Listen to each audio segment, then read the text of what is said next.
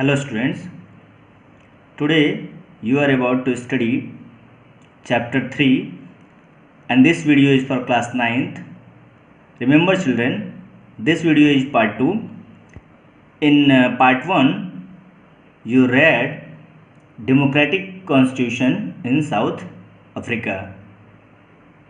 Part 1 में आपने democratic constitution in south Africa यानी साउथ अफ्रीका में जो लोकतांत्रिक संविधान था उसके बारे में थोड़ी सी जानकारी आपको मिली थी. And you saw that the whites which were that the English man they were discriminating with the non whites and they were not providing the rights to the native black of the South Africa, and also some people from Indian who migrated from India to in the South Africa. So today just we are going to know in the same chapter constitutional design. The topic is why do we need a constitution? हमें संविधान की ज़रूरत क्यों है, हमें संविधान क्यों चाहिए. Next the topic is making of the Indian constitution. जो हमारा भारतीय संविधान बना उसके बारे में हम जानेंगे. We will know that when it was made, when it was adopted, and what is the feature of our Indian constitution, who initiated first and who was the chairman of the drafting committee, and who was the president of the constituent assembly. So we will know detail in this topic Indian constitution, जो हम भारतीय संविधान के बारे में भी जानेंगे. So now let us understand students one by one.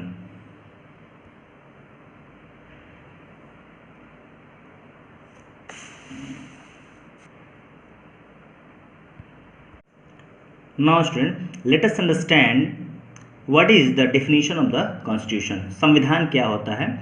It is a written rules that are accepted by all people living together in a country.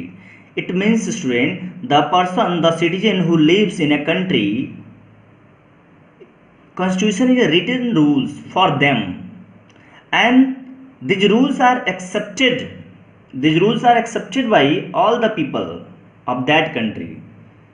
इसका मतलब ये हुआ कि ये जो संविधान होता है वो लिखित नियम होते हैं, और ये सभी नियम वहाँ की जनता के द्वारा, वहाँ के लोगों के द्वारा, वहाँ के सिटीजन के द्वारा मान्य होता है. So this is the constitution, and let me tell you students that this constitution is the supreme law of that country. जो ये कॉन्स्टिट्यूशन होता है वो उस देश का सुप्रीम लॉ होता है, इसके ऊपर कोई लॉ नहीं होता है. इसका मतलब ये है कि इस संविधान का जो कानून है या संविधान जो रूल बनाए गए हैं सभी के लिए हैं, चाहे कोई भी जाति वर्ग विशेष क्लब क्या व्यक्ति हो. एंड दिस लॉ और रूल्स विल बी ओबेड और followed by everybody, by everyone. Nobody can break this law. So it is very important that we to run a country we need a constitution. So now student, let us know more and understand the topic one by one, why we need a constitution. This is the first topic. So student, सवाल ये है कि हमें संविधान क्यों चाहिए. So you have seen the example of the South Africa, that in South Africa people were not getting their rights. What rights? Right to live freely, right to move anywhere freely, or the English people were discriminating to the people of South Africa on the basis of their skin and color. And you saw that they were not getting any rights of freedom of religion or equality. So let us know more. It it means student here we are just going to know about more about constitution. So it provides extensive right to the its citizens. अगर किसी देश में संविधान होता है तो वहाँ का जो संविधान होता है स्टूडेंट, इस बात को ध्यान रखना है कि जो संविधान होता है वहाँ के नागरिकों को कुछ विस्तृत अधिकार भी देता है, ये संविधान की विशेषता होती है. So it provides extensive right to its citizens and like right to freedom of expression, यानी हमें अपनी बातों को रखने का, कहने की आज़ादी भी वह संविधान देता है. And religion, freedom of religion, हम अपने धर्म को, क्लास 8 में आपने पढ़ा होगा, हम अपने धर्म को अपने तरीके से सेलिब्रेट कर सकते हैं. राइट टू इक्वालिटी, हमें समानता का अधिकार हमारा संविधान देता है.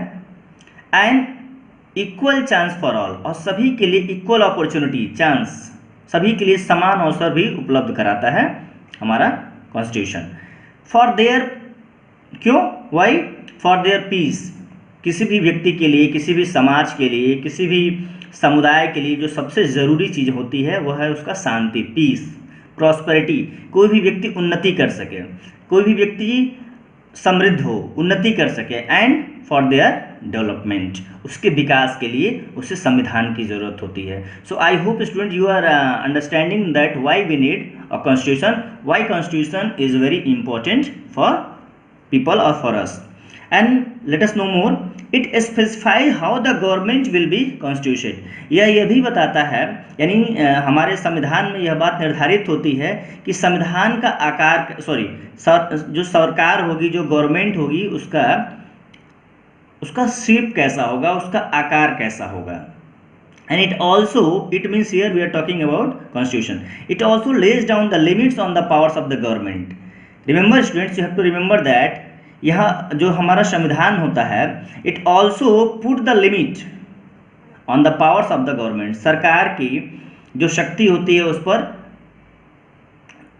सीमाएं रखता है, या उसको हम कह सकते हैं कि कंट्रोल करता है उसके पावर को.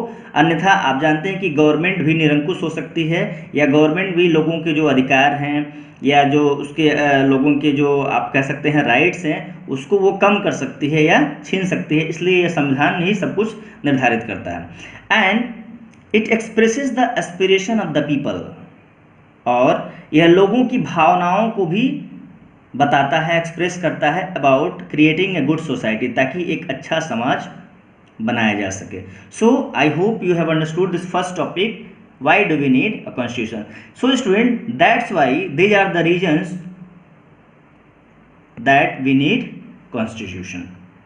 Now student, let us understand the second topic, making of the Indian constitution, यानी हमारा जो भारतीय संविधान बना वह कैसे बना. So student, see, like there were the many effort by our nationalist movement, हमारे जो राष्ट्रीय आंदोलनकर्ता थे उन्होंने बहुत प्रयास किया. But let us see one by one. In 1928 Motilal Nehru and 8 Congress leaders, as you already know that at that time the party Congress was very famous party, और you can say eminent party.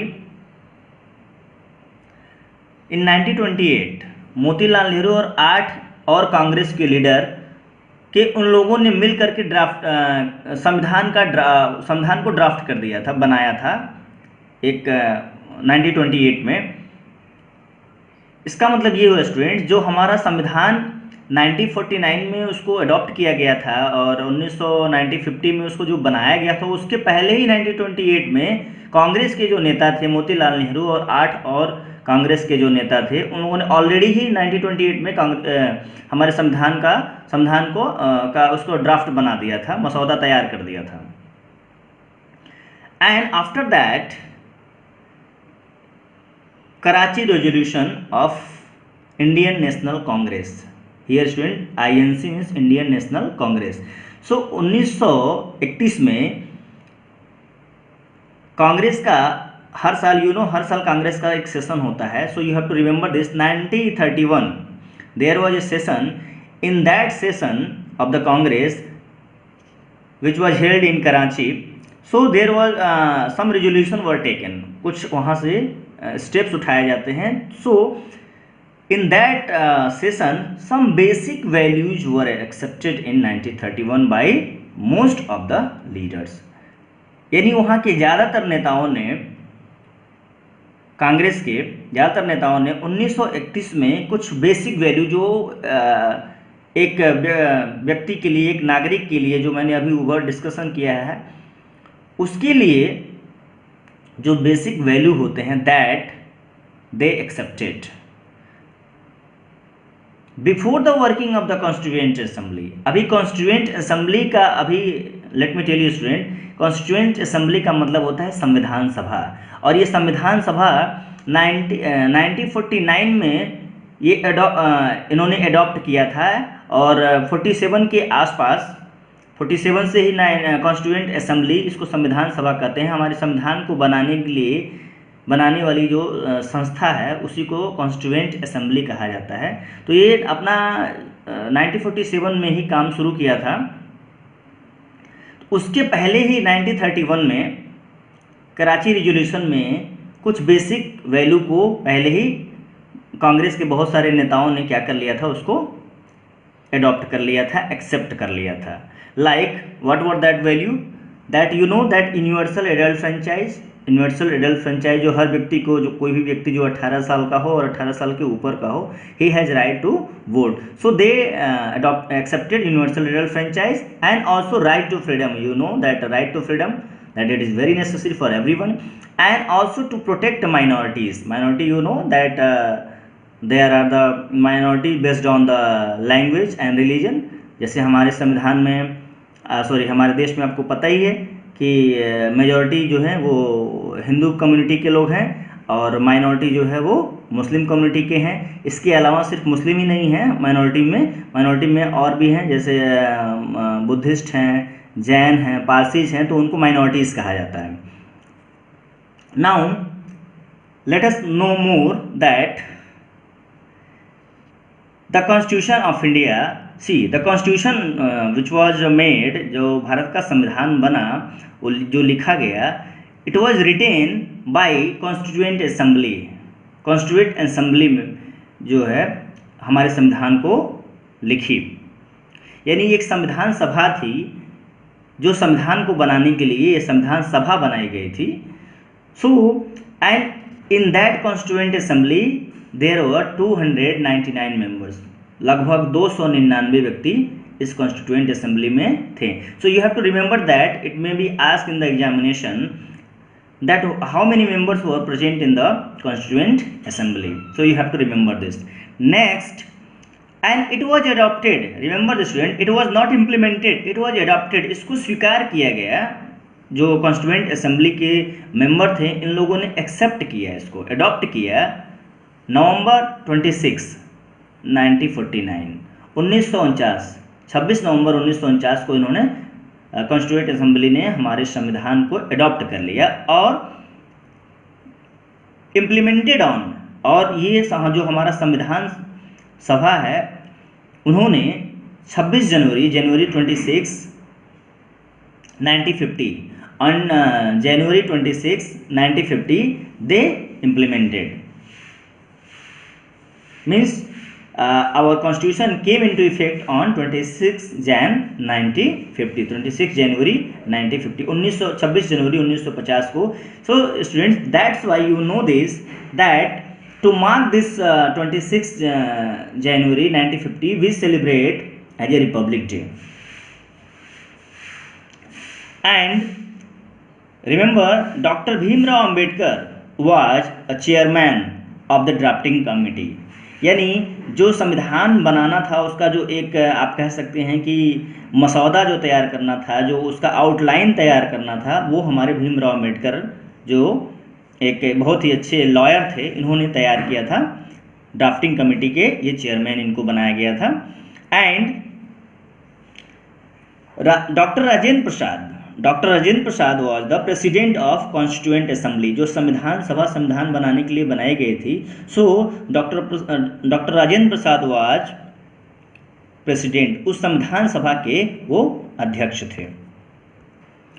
So I hope student you have understood today two topic, that is why do we need a constitution and making of the Indian constitution, हमें संविधान की आवश्यकता क्यों है और भारतीय संविधान कैसे बना, उसके बारे में आज आपने सीखा. सो let me tell you student that you have to remember one point. See, some points of this chapter are also left, so in my next video I will just make another video for that, some remaining part. So student, let us quickly revise one by one once again. See, you have seen that constitution is a very important, we need a constitution. Why we need a constitution? Because we need right to freedom of expression, right to equality, right to equal chance for the job, or for equal chance for everybody, for peace, prosperity and progress. And it also you know that the constitution determines that how a government will be constituted, and what will be the what power will be given to the government. In making of the Indian constitution, you learned that in 1928 Motilal Nehru and 8 other Congress leaders drafted a constitution for India, and also you saw the Karachi resolution, in which some basic principle or basic value were adopted by the most of the leaders, and the constitution of India was written by the Constituent Assembly. जो constitution of India है वो एक संविधान सभा द्वारा लिखी गई है, जो जिसमें 299 मेंबर्स थे, and it was adopted on 26 November 1949, and then it was implemented on 26 Jan 1950, and then you know that we celebrate Republic Day, and the Dr. Bhimrao Ambedkar was the chairman of the drafting committee, and Dr. Rajendra Prasad was the president of Constituent Assembly. So I hope you have understood this student. Please enjoy and watch my video once again for the revision again and again. And student, I have homework for you also. I have given you 5 questions. That is question number 1 is why do we need constitution? Explain in 100 words. 100 शब्दों में आपको बताना है कि हमें संविधान की आवश्यकता क्यों होती है, which I have already explained you. And question number 2 is when did Motilal Nehru and 8 other Congress members leaders drafted a constitution? आपको बस डेट बताना है, टाइम बताना है कि जो कांग्रेस के जो 8 मेंबर थे और मोतीलाल नेहरू, इन लोगों ने किस ईयर में, कौन से वर्ष में कॉन्स्टिट्यूशन को जो है ड्राफ्ट किया था. And the third question is who was the chairman of the drafting committee. Drafting committee के चेयरमैन के नाम आपको बताना है. And you have to also tell question number 4 is the name of the president of the Constituent Assembly. Now question number 5, you have to tell how many members were there in Constituent Assembly. Thank you students.